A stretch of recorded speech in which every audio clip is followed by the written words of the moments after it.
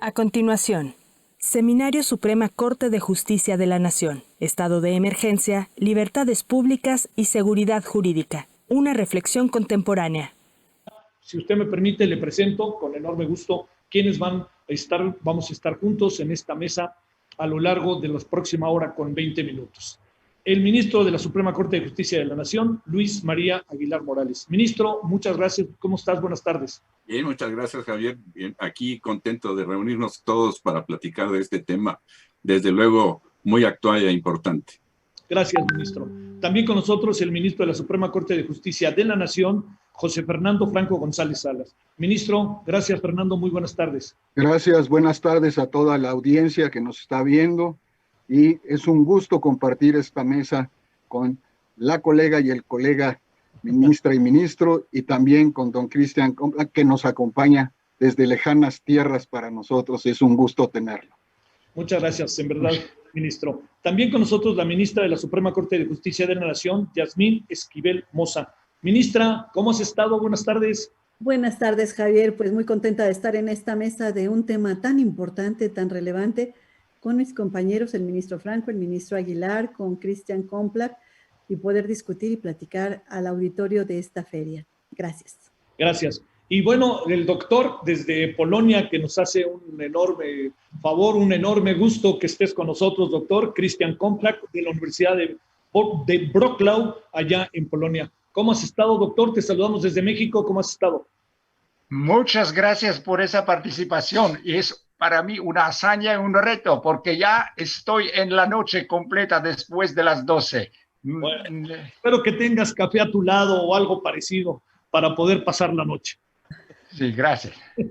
Gracias. Bueno, si les parece, sin más preámbulo, diría yo, ministro Luis María Aguilar Morales, yo creo que un punto de partida sería, bajo el Estado de Derecho, bajo las circunstancias, citaría circunstancias excepcionales, requieren medidas excepcionales. Demos este punto de partida.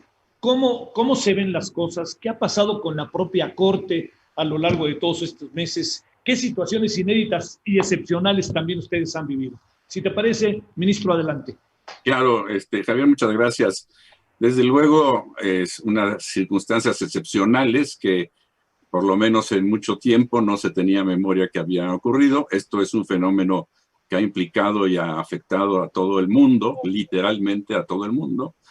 Y México, pues, no ha sido la excepción. Las enfermedades no conocen fronteras.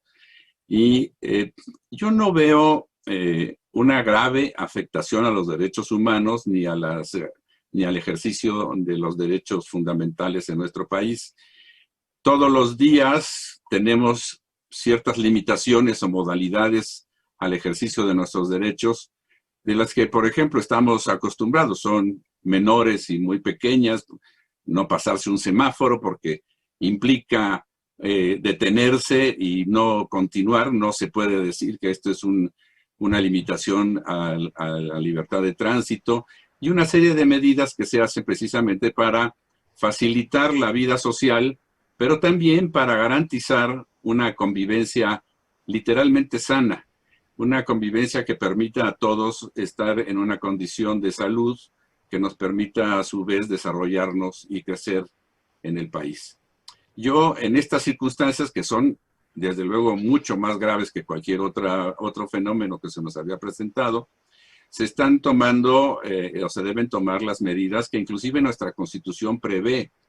Desde 1917 nuestra Constitución previó una condición de que se pudieran dar este tipo de fenómenos con un gran acierto. Fue uno de los constituyentes, don José María Rodríguez, un coahuilense médico, que sugirió adicionar a nuestra Constitución la existencia de una institución que ahora nos resulta muy importante y muy actual, que es la que se llama el Consejo de Salubridad General. Este Consejo de Salubridad General, que está en el artículo 73, fracción 16 de nuestra Constitución, establece la posibilidad de que se tomen medidas de salubridad y de sanidad que regulen y atiendan y enfrenten con toda oportunidad este tipo de circunstancias como las que estamos viviendo. Yo, insisto, no veo aquí una limitación o una restricción de los derechos humanos, sino simple y sencillamente una modalidad para poder convivir. Cuando uno está con la enfermedad, por ejemplo, debe tener la condición de no enfermar a los demás, de ser cuidadoso, y a la inversa, cuando uno no está enfermo, tiene que tener el cuidado de no enfermarse y tomar las medidas adecuadas, que estas pueden ser desde el cubrebocas hasta mantenerse en casa. Desde luego que hay unas afectaciones especiales, graves, importantes a la economía, que tienen que ser a veces necesarias porque implican la reunión de personas, no porque la economía en sí misma sea perjudicial, sino porque este tipo de condiciones humanas hacen que se tenga que restringir ciertas reuniones y ciertas condiciones. Yo creo que la condición especial que estamos viviendo es una condición de modalidad a nuestras libertades, no una restricción ni una suspensión de garantías. Y por otro lado, los tribunales han estado funcionando. En materia federal, los tribunales han estado funcionando y han estado trabajando, especialmente la Suprema Corte de Justicia de la Nación.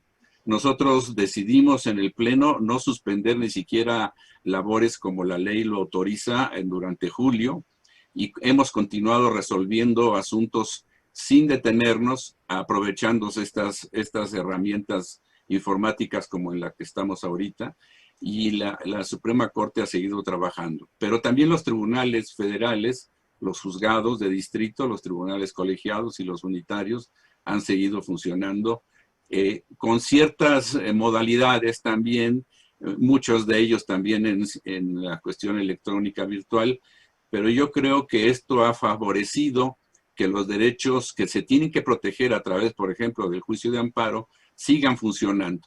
Esto no se ha interrumpido y siguen funcionando pues con la dificultad inevitable que propicia esta condición de salud en la que todos tenemos que cuidarnos de los demás y los demás de nosotros.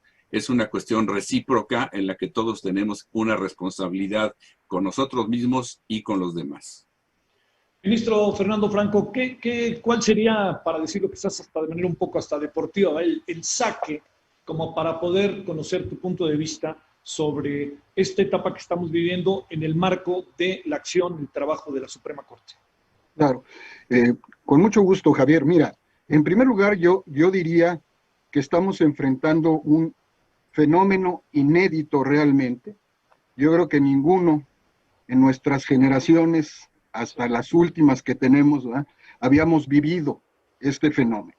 Consecuentemente, si algo se puede llamar excepcional, pues es esto, ¿no?, lo que hemos estado enfrentando todos, y además globalmente, prácticamente en todo el mundo, con diferencias obviamente de impactos de esta pandemia, pero prácticamente en todo el mundo se ha presentado. Consecuentemente, se han tenido que acudir a fórmulas en todos los ámbitos novedosas. Comentábamos hace un momento cómo nos estamos conectando con la gente. Esto es un producto natural que se nos impuso precisamente por el fenómeno. Pero en cuanto a lo que hace a la vida institucional, como lo dijo el ministro Aguilar, el Poder Judicial Federal desde el principio fue pionero en ir tomando medidas para no obstaculizar de manera severa el funcionamiento de todo el Poder Judicial Federal. Ya lo explicó él, no lo voy a repetir. Pero lo más importante para mí es que nuestro modelo constitucional y legal, y esto hay que dejarlo muy claro para la gente, esto se ha recargado precisamente en lo que es el Consejo de Salubridad General, que ya lo explicó. Pero curiosamente también, aquí quien tiene una serie de facultades constitucionales y legales de la más alta responsabilidad en estos casos es la Secretaría de Salud, que también constitucionalmente tiene las facultades para tomar de inmediato decisiones para enfrentar este tipo de fenómenos, inclusive individualmente. Ya después podrá poner al Ejecutivo en conocimiento de ellas, pero la Constitución dice que la Secretaría puede, frente a este tipo de situaciones emergentes, tomar decisiones para enfrentar.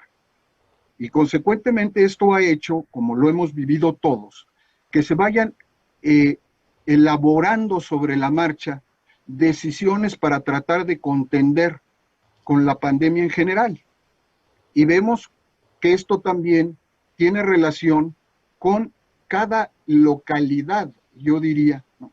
Y que las decisiones que se van tomando se hayan ido, digamos, agrupando y reagrupando para ver qué tipo de medidas sanitarias se deben tomar para impedir que crezca más.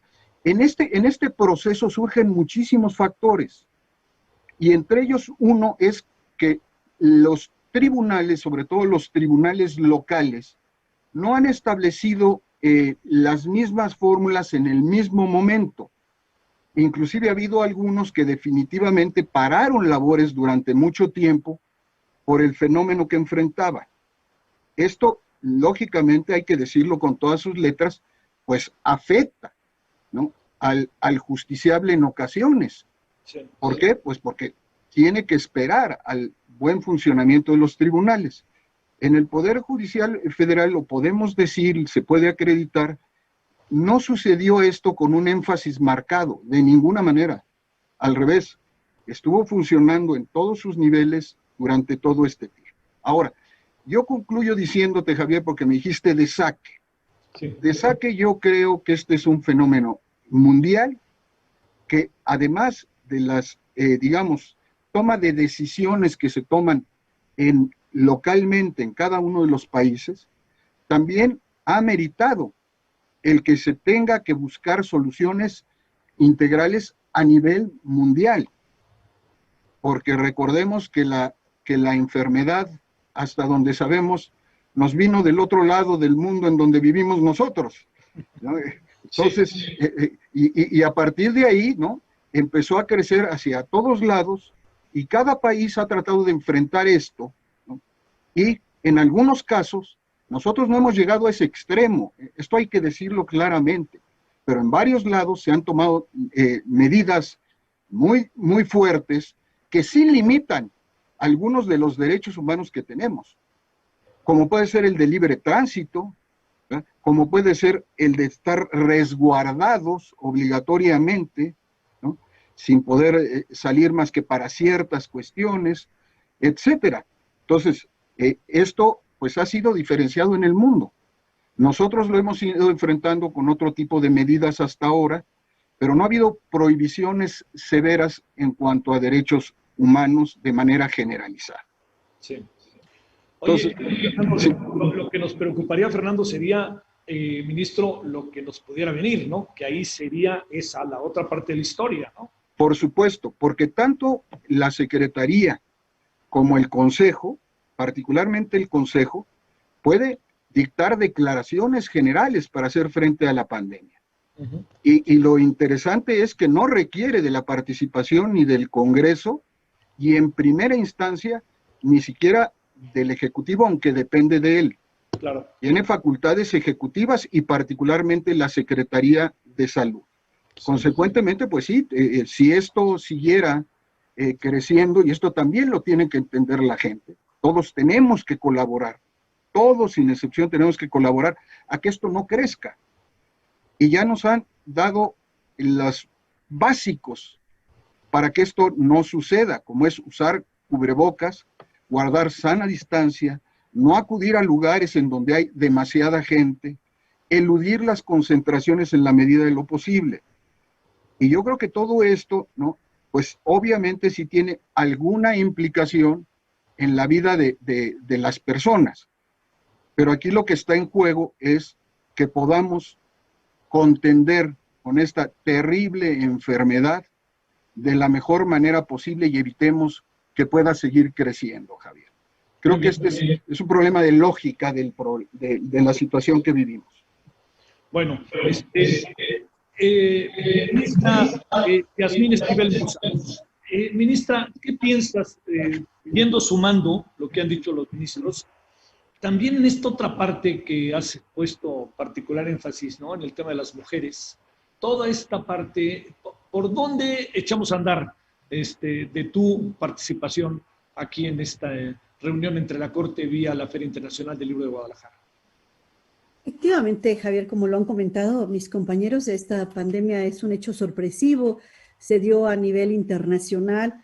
La Organización Mundial de la Salud emitió inmediatamente estas disposiciones a nivel internacional sobre la pandemia y consecuentemente nuestro Estado mexicano, a través de la Secretaría de Salud y este Consejo de Salubridad General, emitió desde el 24 de marzo disposiciones totalmente definidas donde exhorta a la población a llevar a cabo un confinamiento que evidentemente frente al derecho a la salud, que era un bien mayor a proteger, el confinamiento limita algunos de los derechos, como ya se ha mencionado por los ministros Aguilar y el ministro Franco, derechos a la movilidad, derecho al tránsito, derecho a la reunión, nuestro derecho inclusive al trabajo, obligando a confinarse a las personas que incluso se dedican al comercio, el derecho a la educación, también se cerraron escuelas.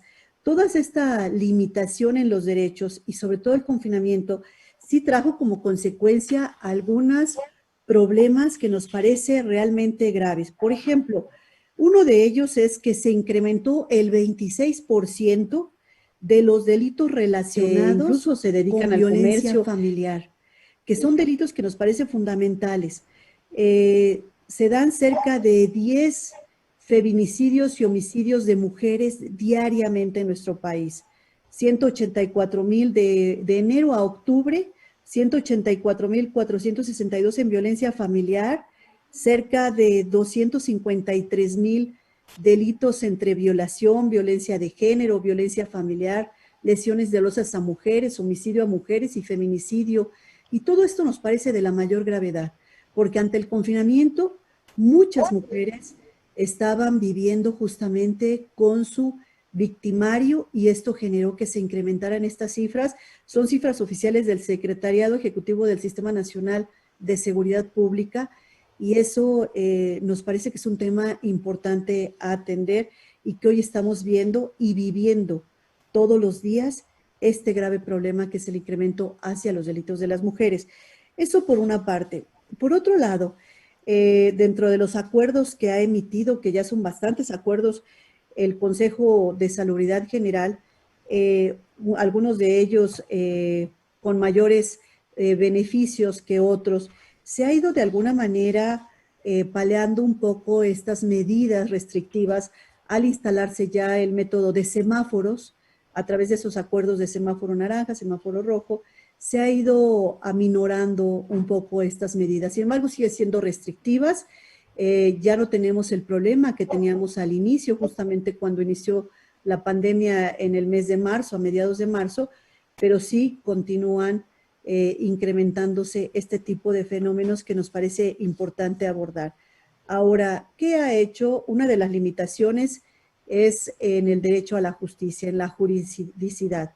Uno de los temas importantes es que se consideró como actividad esencial la judicatura, el ejercicio de la justicia, el acceso a la justicia se consideró como una actividad esencial. Entonces la Corte inmediatamente, a un mes de que inició la pandemia, el 20 de abril, iniciamos nuevamente actividades a través de estos medios tecnológicos. A través de estos sistemas tecnológicos iniciamos actividades para empezar a atender, continuar atendiendo a todos los asuntos que teníamos pendiente y lo mismo se hizo en tribunales colegiados y juzgados de distrito del Poder Judicial Federal. Se atendió de manera inmediata. Imagínate, nada más de 1 millón de asuntos que se atienden al año estuvieron en suspensión de plazos desde el 24 de marzo y se reanudaron hasta el mes de agosto los plazos. Eso evidentemente generó un retraso y sí generó también un problema que se está atendiendo afortunadamente de manera eficiente en el Poder Judicial Federal. Yasmín, déjame preguntarte, ministra, ¿hay registro de demandas que se hubieran presentado particularmente en estas que tienen que ver con las cuestiones intrafamiliares, etcétera? Porque luego también lo que pasa es que viene la no denuncia, ¿no? Está el hecho, pero viene la no denuncia, que esa es la otra parte de la historia. Claro, en el momento en que se determinó la emergencia sanitaria, únicamente se dejó para aquellos casos de urgencia, que justamente se refieren muchos de ellos a la violencia intrafamiliar. Se dejaron estas guardias únicamente para los casos de urgencias, para que se dictaran las medidas preventivas y las medidas de protección a las víctimas de este tipo de delitos. Estas guardias o estos tribunales y juzgados de emergencia se estuvieron llevando a cabo durante la pandemia y en la restricción de actividades del Poder Judicial Federal. Entonces, sí tenemos, por supuesto, el registro de las demandas que se están dando, que son justamente los que nos informa el Secretariado Ejecutivo, pero detrás de esto hay una cifra negra. Claro, una cifra negra importantísima, que realmente es difícil determinar si se trata de un número igual o mayor, pero sí existe ello. Sí. Bueno, doctor, te damos de nuevo la bienvenida. ¿Qué horas son allá en donde estás? ¿Medianoche o un poquito más? Medianoche, 12:32. Acá son las 17:32.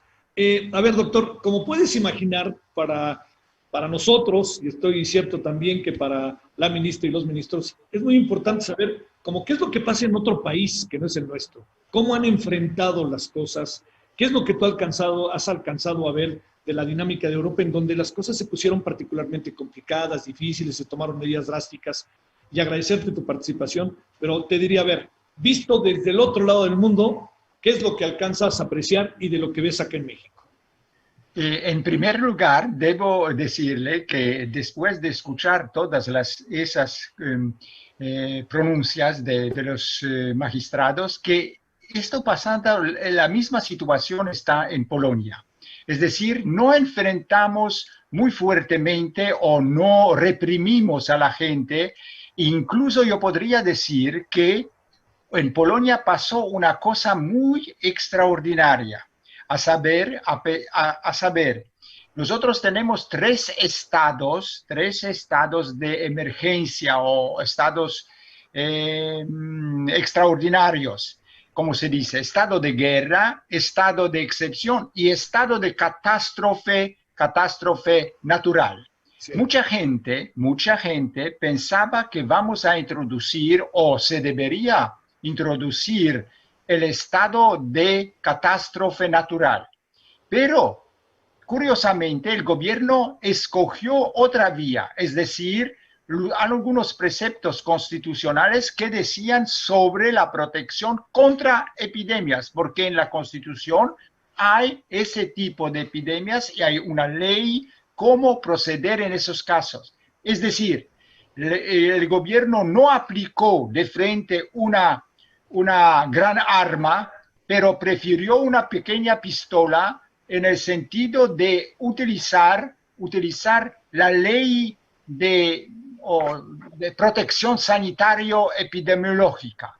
No enfrentó ese fenómeno desde el punto de vista de ese estado de calamidad, ¿sí? O catástrofe natural. Y eso es una decisión oportuna, debo decirle. ¿Por qué resulta? Porque creó actos jurídicos híbridos. Prácticamente, como en México, se introdujo ciertas limitaciones, recomendaciones y todo eso. Pero en efectivo, incluso cuando se previó multas muy altas, no se le aplicó. Los tribunales no quisieron dar razón a esas grandes multas y todo eso. Es decir, tenemos medidas como una recomendación, como un consejo de actuar, pero no como una medida de represión. Esa dualidad puede, para los juristas, parecer un poco extraña, porque las normas deben aplicarse, pero por esa razón de no entrar en el estado de catástrofe, uno de los estados de excepción de nuestra Constitución, pero por la vía más legal, por la vía a nivel, digamos, de ley, entramos a resolver ese problema. Está criticado. Mi colega de Cracovia, por ejemplo, antiguo magistrado del Tribunal Constitucional, está en favor de aplicar, si se puede decir, estado de catástrofe natural. Creo que no, y está mejor como en México. Es decir, aplicamos la ley, mucha gente, hay que decirlo, en Polonia, el polaco son un poco parecidos a los mexicanos, pero no tanto. Pero una sorpresa, muchas personas se ajustan a las medidas como esa cubreboca y otras cosas. Es extraño, incluso se reprochan comunamente. Eso sorprende para nosotros. Y en cuanto a la Jazmín Esquivel, quiero decir también una cosa muy curiosa, porque en Polonia el Tribunal Constitucional pronunció un fallo muy, digamos, un poco duro respecto del aborto. Y lo que pasó, a pesar de la prohibición de hacer manifestaciones, de marchas por las calles, las mujeres salieron y la policía no reaccionó de manera fuerte, incluso al principio le protegió. Eso es extraño.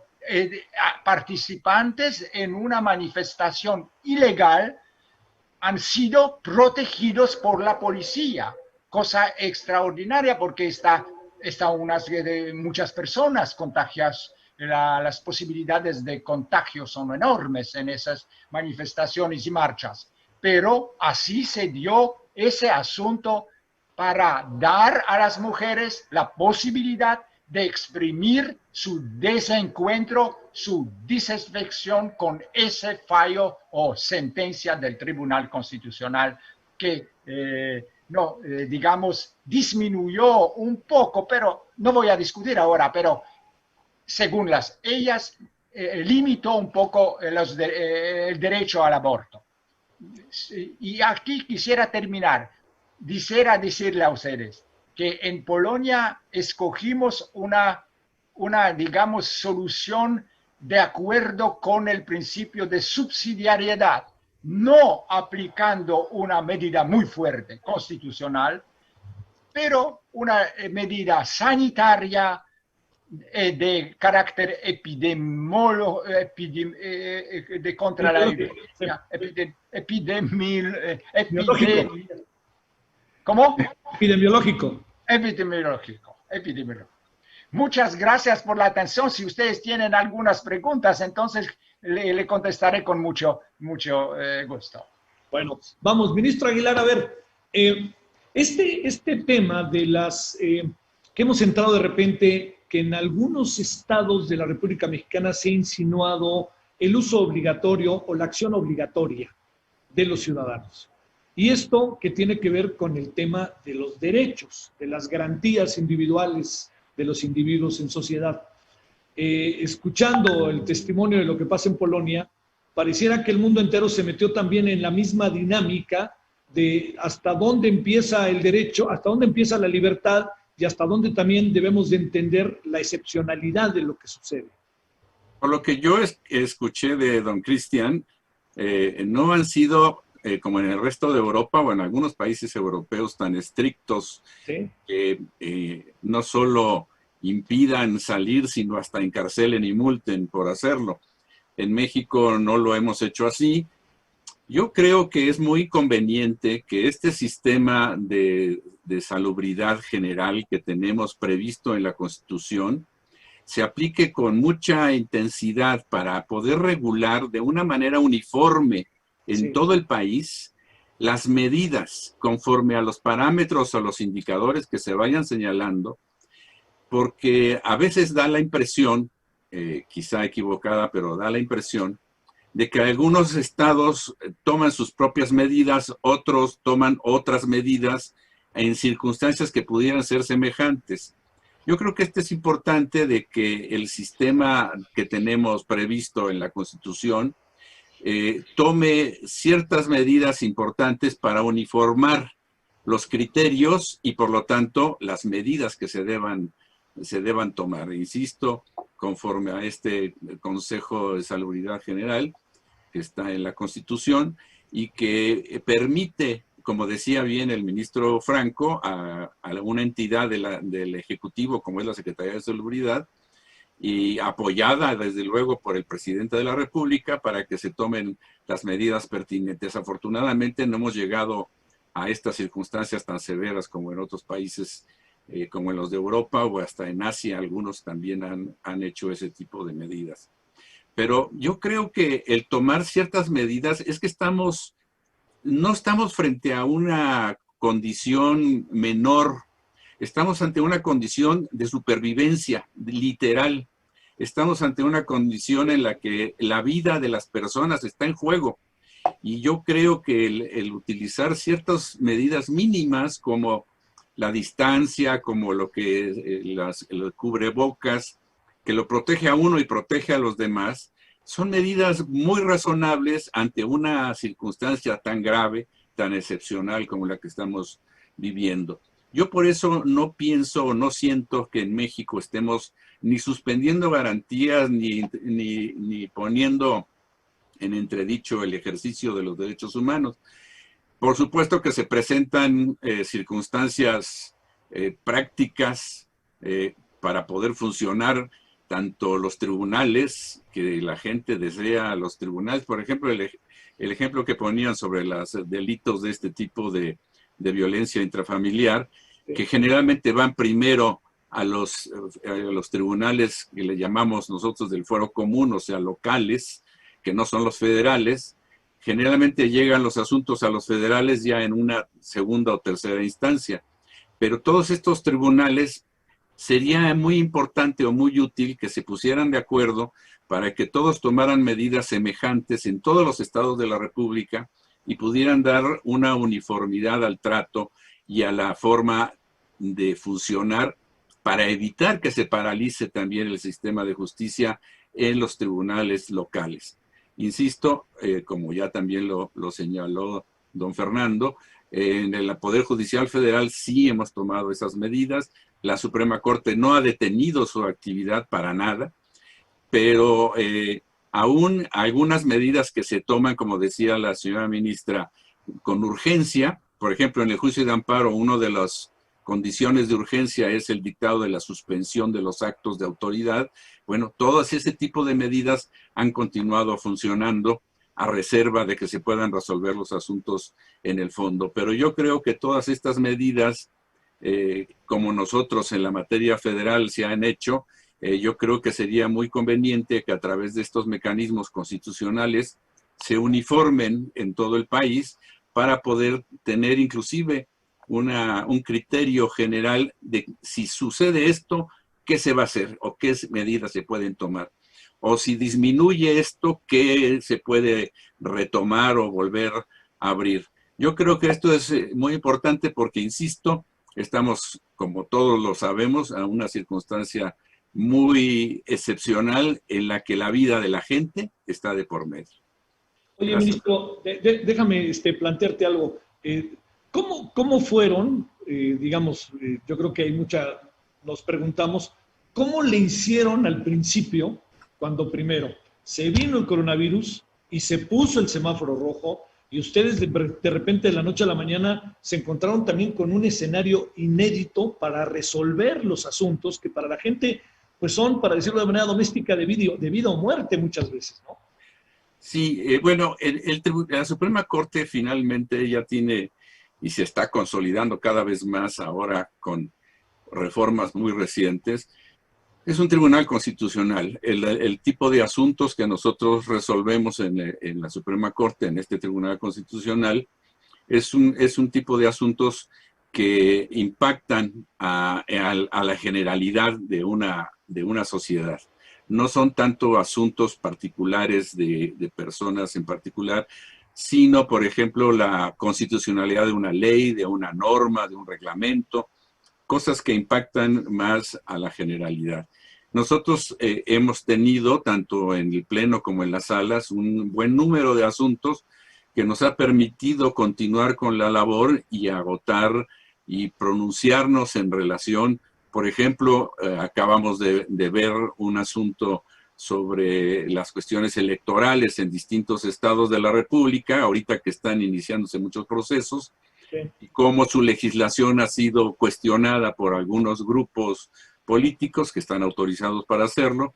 Ese es el tipo de asuntos que nosotros estamos enfrentando, y desde el primer día, en marzo, la primera, digamos, advertencia que se dio respecto del coronavirus, en marzo decidimos nosotros hacer las sesiones a través de este mecanismo de video, y desde entonces ya son 9 meses, un poco más de 9 meses, hemos estado trabajando cotidianamente, discutiendo, escuchando a los compañeros y tomando decisiones al respecto.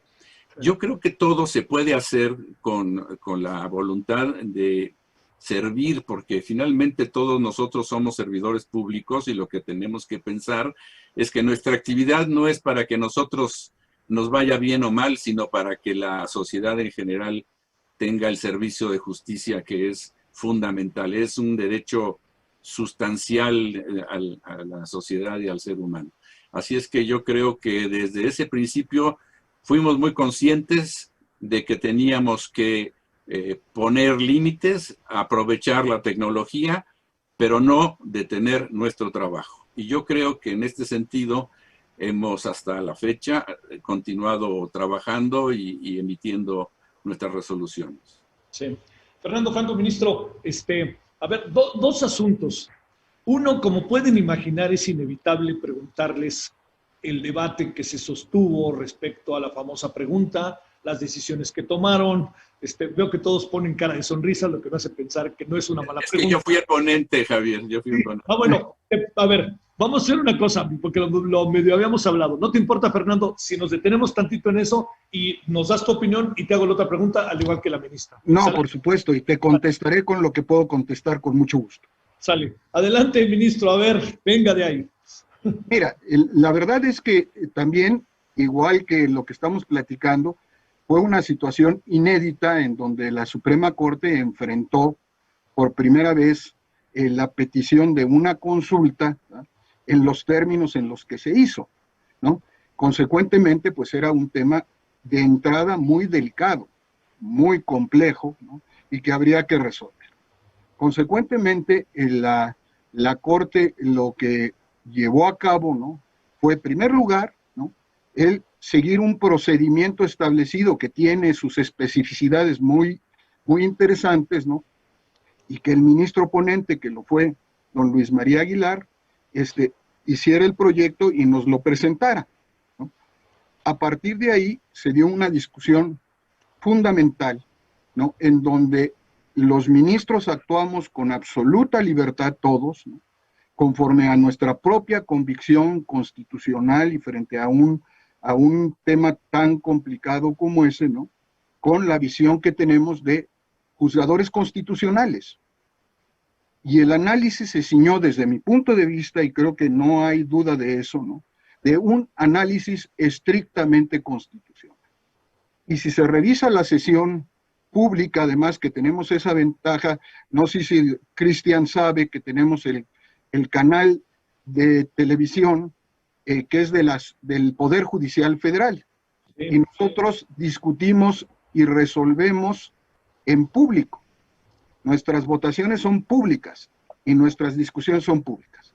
Entonces, quien quiere puede seguir las sesiones y ver lo que se dice y por quién se dice y cómo se vota. Y entonces, están en la memoria de la página.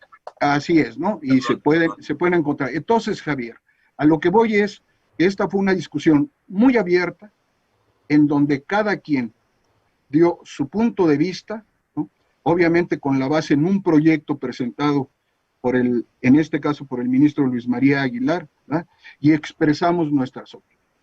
Que evidentemente, como en estos problemas tan complicados constitucionalmente, y en este caso socialmente también, ¿no?, expusimos nuestras razones de por qué unos considerábamos que no procedía y otros consideraron que sí procedía. Y se resolvió por la vía de una auténtica, déjame ponerlo así, decisión democrática constitucional por la mayoría de quienes votaron en el sentido que todos conocemos, que es que sí procedía.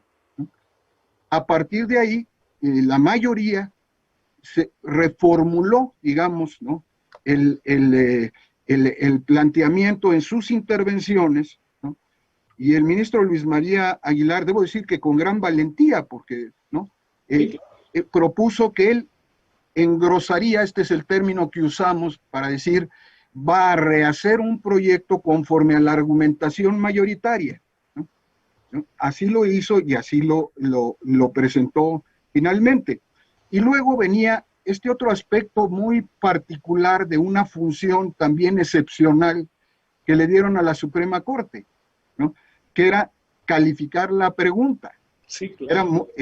Y ahí sí teníamos facultades para rehacer la pregunta, que fue un poco lo que se hizo, ¿no?, siguiendo los criterios que fijó la mayoría. Obviamente iba a ser un tema absolutamente, era debatible, sigue siendo debatible, ¿no? Y probablemente lo será a lo largo de muchos años, ¿no?, por el tipo digamos, de materia y de decisión que se tenía que tomar. Sí.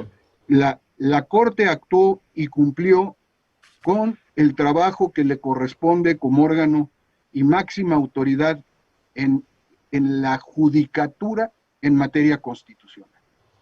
A ver, ministro Aguilar, ¿nos dices algo más? No, bueno, yo nada más quiero resaltar lo que dice Fernando, de que actuamos con absoluta libertad para emitir, tan es así, que como se le explicaba a nuestro amigo Cristian, las sesiones de la Suprema Corte son en vivo, frente a la gente, en televisión, en internet, y nosotros las tenemos abiertas para que cualquiera las pueda ver y escuchar y atender.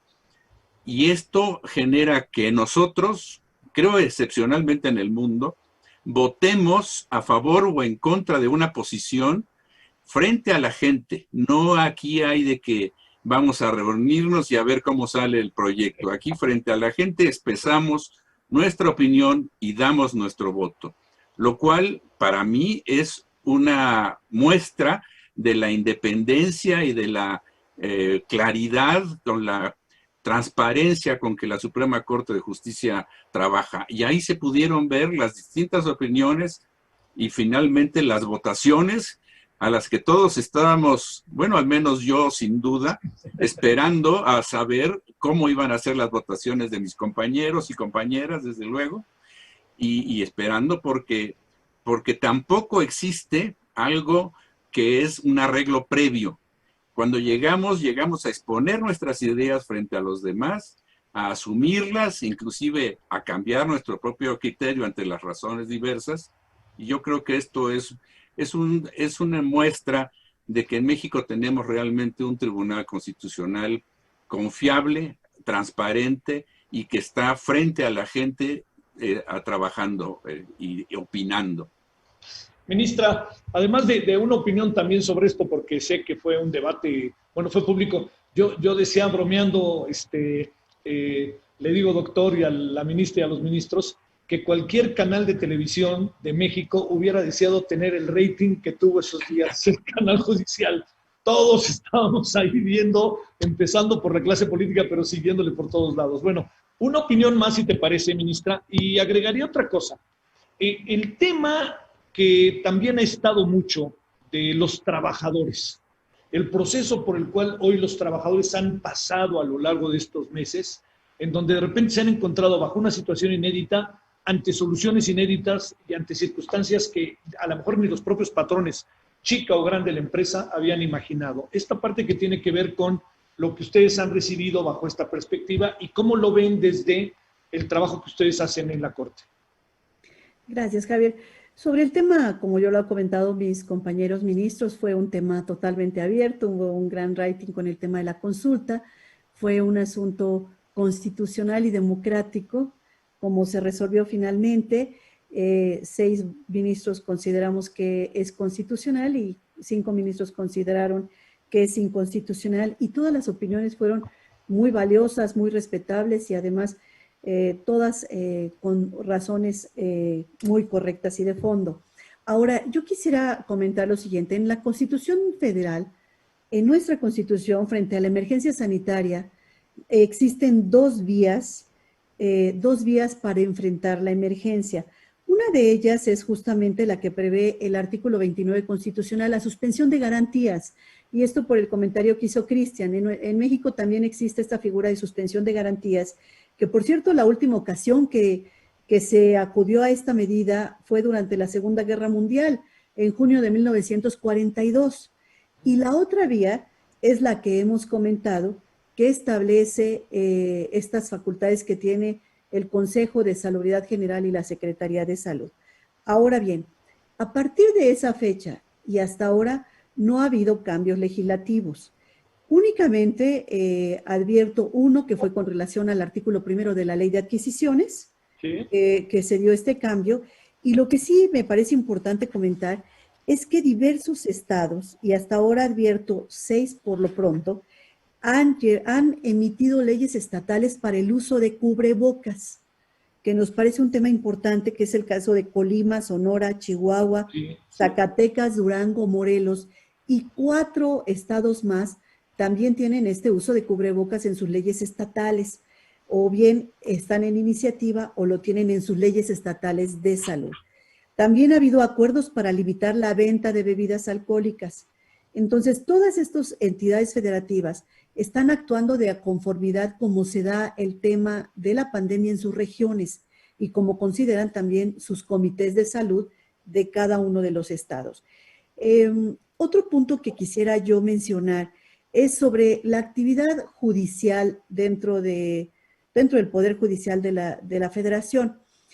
Cuando nosotros nos encontramos frente a este tema de la pandemia, teníamos varios puntos que se tenían que discutir. Uno, pues como una actividad esencial, la garantía del derecho a la justicia.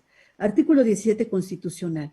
¿Cómo hacer que la gente siga accesando a la justicia ante un tema donde tendríamos que preservar la salud de los servidores públicos y de los usuarios de los servicios públicos de justicia? Tendríamos que preservar la salud y tenemos que dar el servicio. ¿Cómo continuar con ese mundo de esa cantidad de expedientes que se manejan en los tribunales federales? Y además sabemos que nosotros y el ministro Aguilar, que fue presidente de la Suprema Corte de Justicia de la Nación, un muy buen presidente de la Suprema Corte, él sabe perfectamente que lo que hace a nivel federal, los tribunales locales normalmente continúan en las mismas políticas y medidas que hace la Corte, o están esperando que la Corte se pronuncie para hacer lo propio. Entonces teníamos ese problema. Luego teníamos el tema de las tecnologías de información. Afortunadamente, en esa época también se estableció un sistema el llamado SIS, el sistema de juicios, donde se tiene toda la información, se tenían los implementos y las tecnologías para poder llevar a cabo a través de estas plataformas digitales y continuar con el servicio.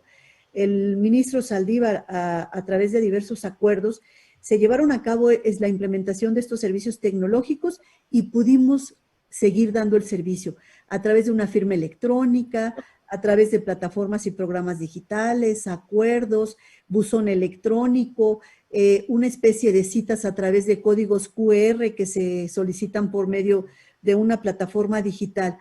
Sin embargo, yo me pregunto una cosa. Hoy tenemos un reto muy importante. No podemos hablar de una justicia digital a toda la comunidad cuando no todo México tiene acceso a Internet, cuando no todo México tiene derecho a esas plataformas digitales o tiene computadoras o tiene estos medios electrónicos para poder tener ese acceso a la justicia digital. Entonces, hoy tenemos un reto.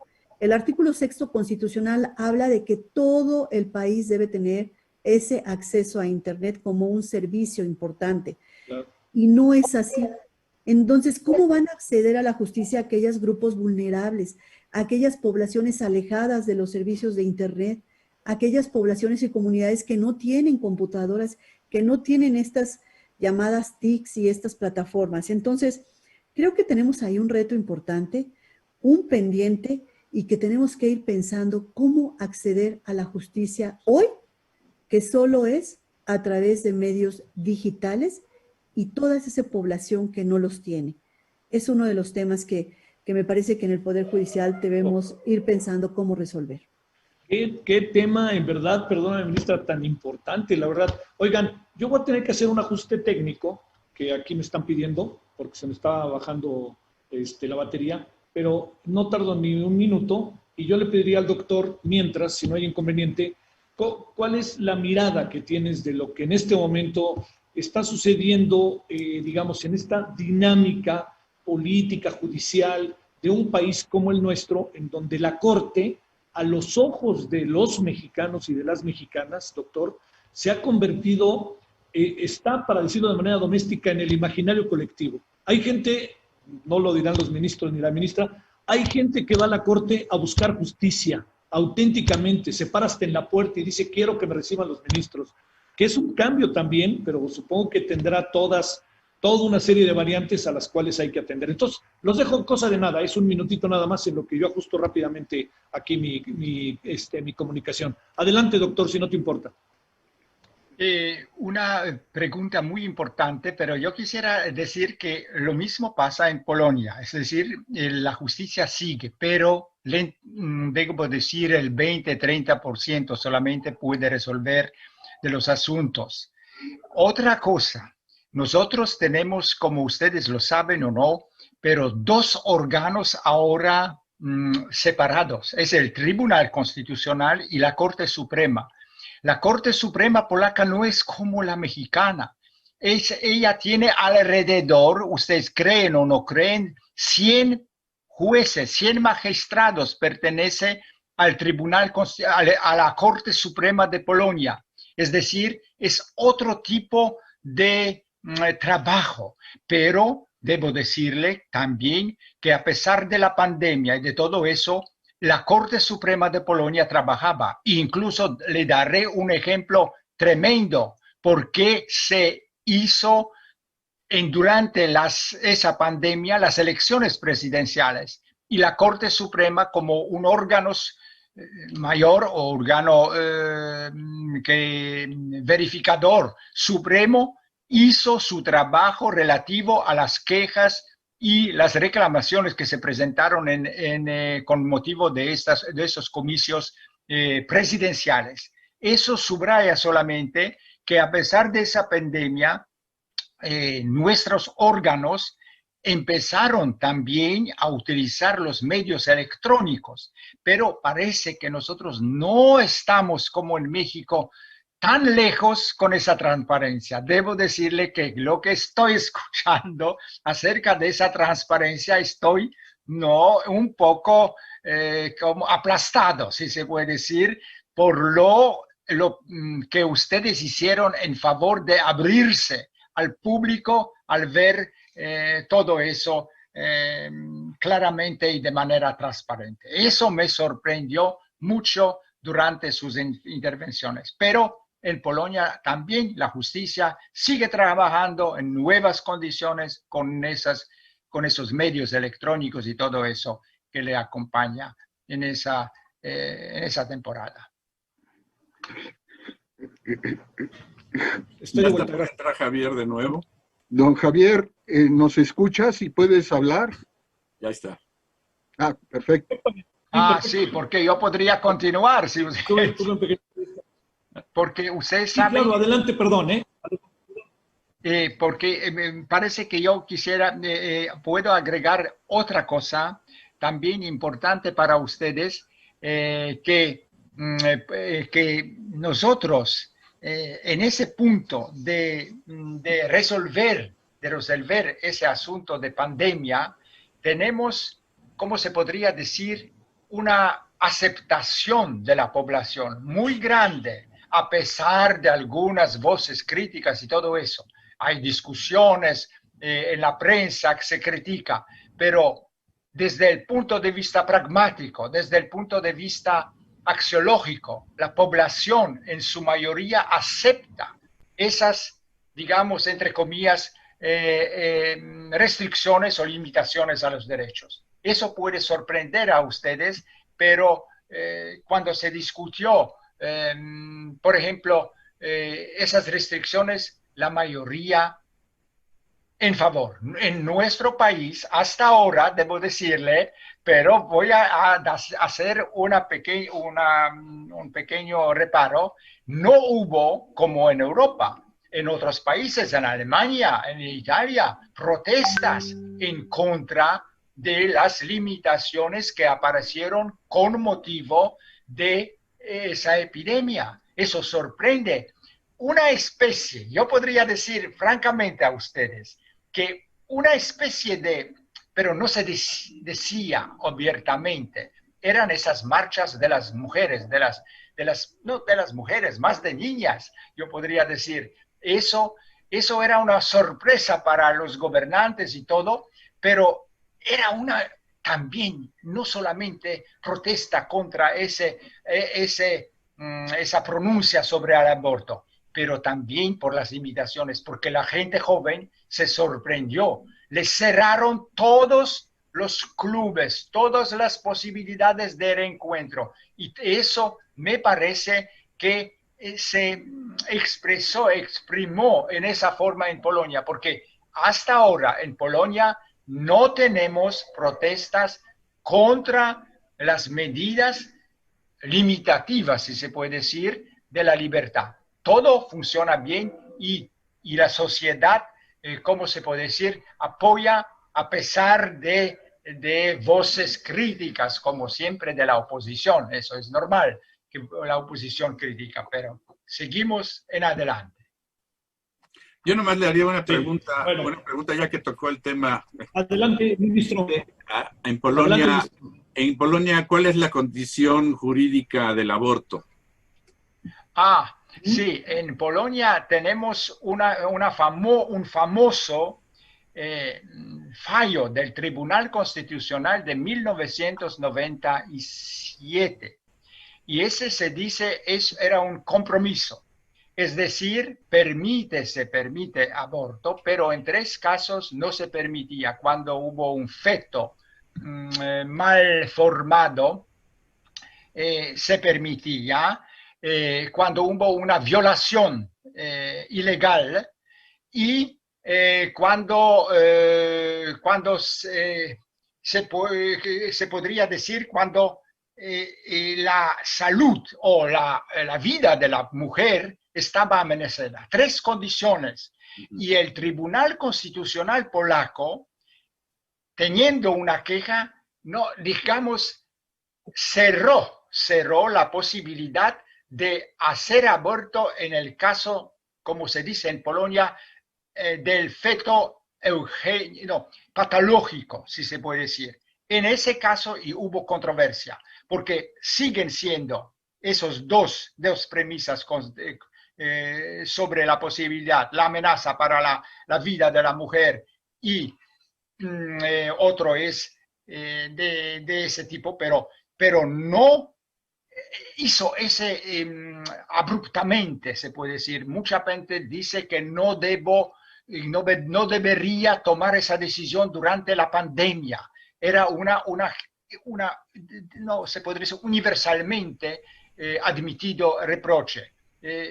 No sé cómo se puede comentar, pero hubo tal fallo. Puede ser que no oportunamente y hubo un estallo del descontento de las mujeres, especialmente de las jóvenes. Yo podría decir, no tanto jóvenes, salieron en la calle y era una sorpresa para toda la clase política, especialmente para los gobernantes, pero debo decirle que la policía se comportó de manera perfecta en ese sentido, porque incluso protegía, no hubo incidentes, incluso de eso.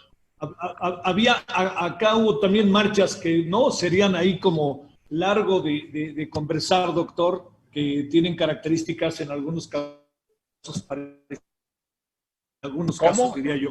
Oigan, me parece que quizás hubo marchas en México con características similares de protesta de las mujeres, en donde el gran asunto es qué debiera hacer la policía. Pero digo, eso sería, digamos, tema tema en otra ocasión para poder detallar. Porque fíjense que nos están llegando preguntas. Entonces, si les parece, ustedes me dicen, ministros, quiénes, yo hago la pregunta y ustedes dicen quién de ustedes quisiera hacer un comentario al respecto. Luis Armando Núñez del Castillo de la Universidad Panamericana, Campus Guadalajara, se han emitido diversos acuerdos que establecen medidas especiales a seguir con la denominada población vulnerable. Ante tal carga, algunas empresas optaron por terminar la relación laboral con el personal que encuadraba en este supuesto. ¿Qué medidas extraordinarias se deben implementar para contrarrestar los efectos discriminatorios causados a dicho sector de la población? ¿Alguno quisiera hacer algún comentario sobre ello? Adelante, Fernando, ministro. Mira, Javier, es una pregunta bien interesante, pero debe tener una base primero. El producto de lo que está generando la pandemia en ese aspecto ha sido precisamente que muchas empresas y muchos, patrones que tienen trabajadores tengan que tomar decisiones también muy drásticas. Esto se equipara a una fuerza mayor que no dependió de ellos. Aquí esto lo que generó fue precisamente ese fenómeno. Entonces yo lo que quería decir hace un momento, también si había oportunidad y esto me lo da, es que en gran medida las soluciones frente a un fenómeno como este son a través de las políticas públicas, porque los tribunales no podemos resolver esta parte fáctica de los efectos que genera un fenómeno como la pandemia que vivimos. Entonces, ¿qué es lo que sucede? Pues aquellos que tienen a su cargo trabajadores, pero también han perdido la forma de ser productivos por todo el fenómeno en su conjunto, pues lógicamente tendrán que tomar ese tipo de medidas, ¿no? Y dar por terminadas las relaciones de trabajo. Y nuestra ley tiene reguladas varias cuestiones en ese sentido. Pero yo sí quiero enfatizar que aquí las políticas públicas son las que son fundamentales para, digamos, hacer menos grave el problema, y que esto le corresponde ya a la autoridad administrativa y no a los tribunales. Los tribunales vamos a resolver ya los conflictos, y en la mayoría de estos casos, pues lo que se alega es una causa justificada, ajena a la voluntad del patrón, de quien los ha contratado, del empleador, como ahora le llamamos. Entonces, es un problema serio, pero que no se puede resolver a través de resoluciones, porque ¿cómo le haces para obligar a un empleador a que pague si no tiene dinero o no tiene forma de pagarlo? Ya dejó de ser productivo. Entonces, es un ciclo, un círculo que se va cerrando, y es un círculo eventualmente terrible. Y vemos en muchísimas partes del mundo, inclusive en países económicamente muy fuertes, que están viviendo este problema de un desempleo muy, muy grande. Y finalmente no hay una solución, porque eso solo se podría resolver a través de subsidiar, a través de las instituciones, ¿verdad?, un pago, un subsidio, una compensación para aquellos que han perdido sus trabajos, Javier. Entonces, es un problema muy interesante, y yo creo que aquí no podemos dejar de ver a qué le corresponde a cada quien. Gracias, Javier. Don Cristian está pidiendo la palabra. Si ustedes me permiten. A ver, ¿les parece? Sí, adelante. Entonces, para responder a esa cuestión, ese asunto muy importante económico, resulta que en Polonia el gobierno, al tomar las medidas, digamos, represivas o limitando los derechos, tomó una serie, 6 ahora, hasta ahora, escudos los llamamos, es decir, las leyes muy cargadas, con muchos preceptos, en el sentido que contienen financiación o reposición o ayuda financiera a las empresas. Y en Polonia por eso evitamos ese problema de desempleo en masa.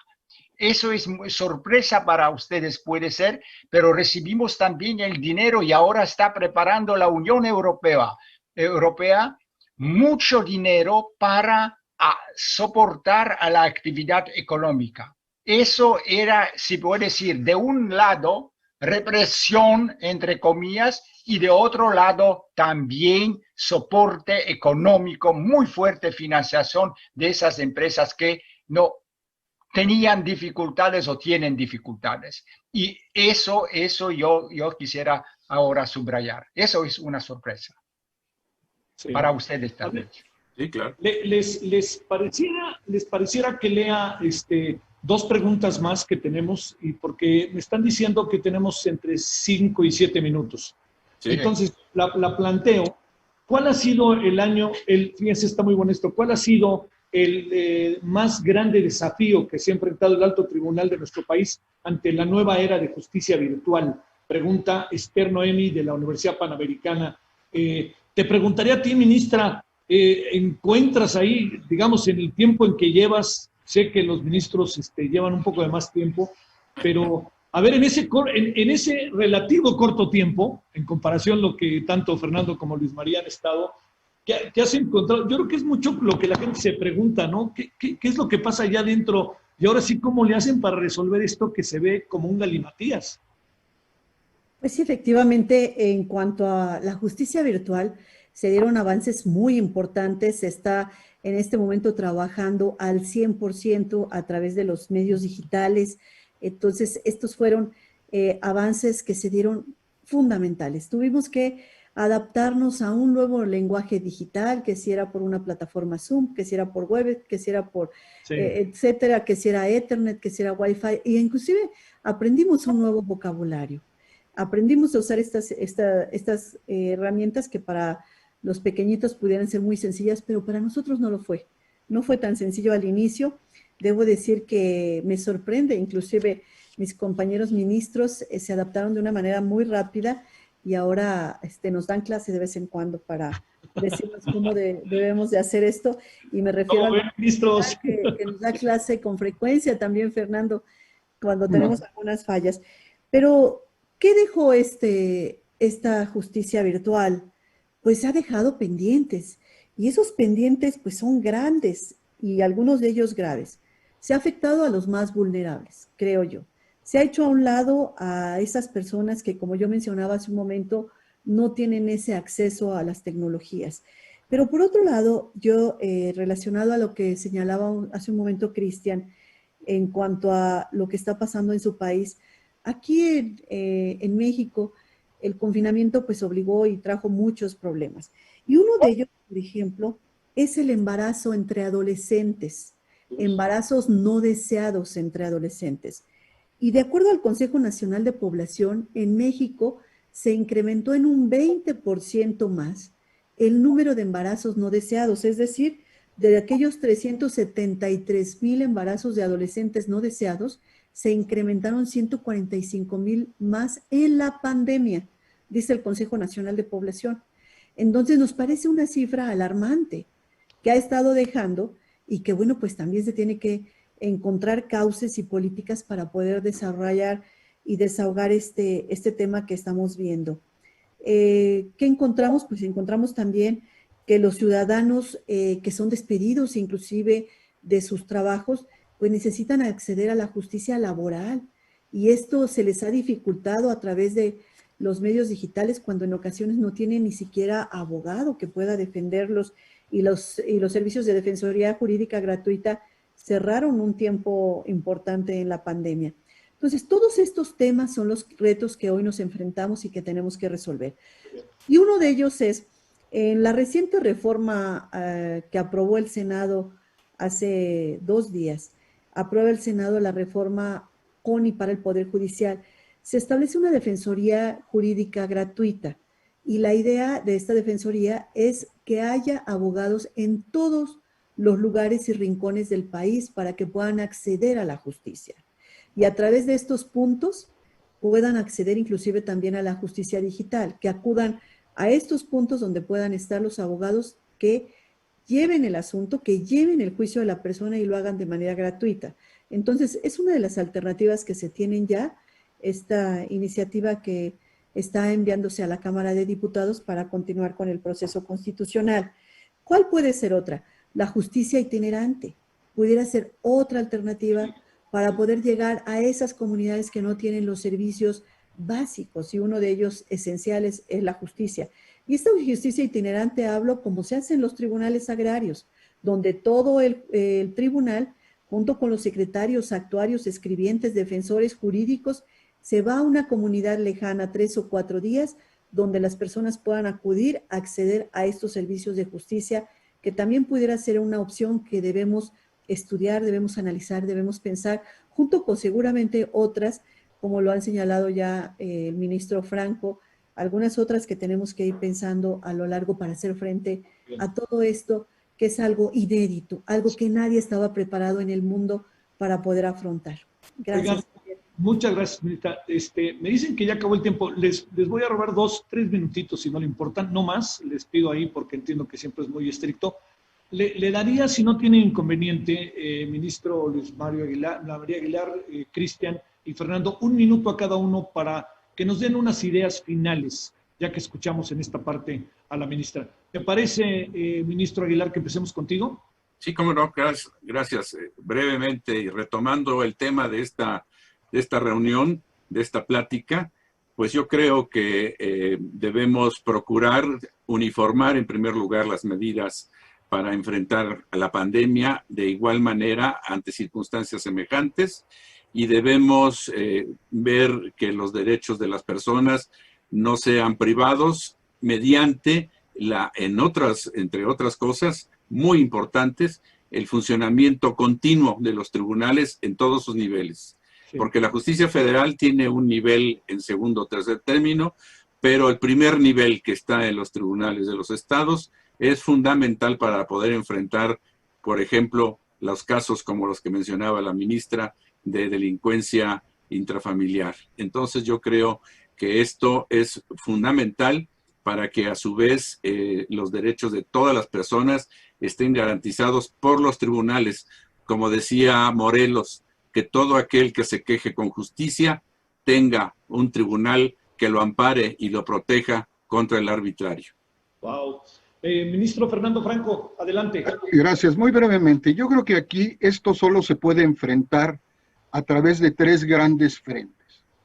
El primero es el social, que involucra toda la estructura que se tiene, la productiva, la educativa, etcétera, ¿no?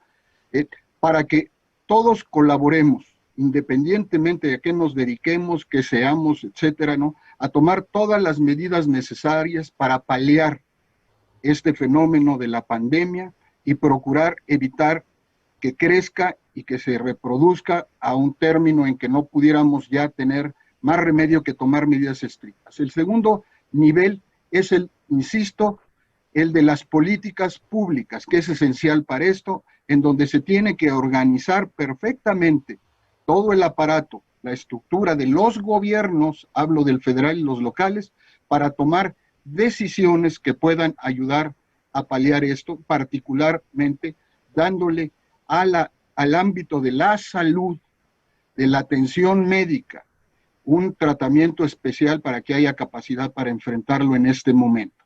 Y en tercer nivel o en tercer lugar está el aparato jurisdiccional, tanto federal como local, para que haga frente a todo aquello que se presente como un conflicto, como un tema, y fijemos criterios que ayuden a orientar en un aspecto a lo que es lo que yo he llamado el ámbito social, en todos sus sentidos, a lo que he llamado el ámbito gubernamental, que se tiene que someter a nuestros criterios, y finalmente para hacer justicia a la gente.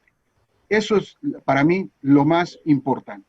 Coincido con Yasmín, y aquí termino, en que la esencia de todo esto es, y retomo la frase, que el que necesite tenga acceso a un tribunal que lo ampare y lo defienda. Gracias, Javier. Al contrario, en verdad. Cristian, en menos de un minuto, dinos algo para cerrar, si no tienes inconveniente, que ya están calentando motores las ministras y los ministros que vienen después de nosotros. Entonces, yo quisiera solamente decir a ustedes que eso es una gran experiencia para todo el mundo, para la justicia y el gran ensayo, porque estoy seguro que vamos a tener en lo adelante, no muy lejos, los fenómenos similares. Y me parece que si vamos a aprobar bien ese examen que ahora estamos pasando, vamos a enfrentar en lo adelante mejor las situaciones como acaba de surgir. Muchas gracias por eso, por esa atención.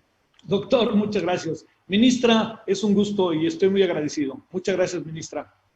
Gracias. Gracias. Ministro Aguilar, es un gusto. Muchas gracias, ministro. Javier. La verdad, muy agradecido que me permitieron participar. Ministro Fernando Franco, muchas gracias. Un placer, muchas gracias. Bueno, muchas gracias a usted que nos siguió a través de esta transmisión de la FIL Académica virtual y espero que pronto podamos hacer lo mismo todos juntos en su debido momento, nomás pase este inédito. De nuevo, muchas gracias. Gracias, muy buenas noches. Hasta luego.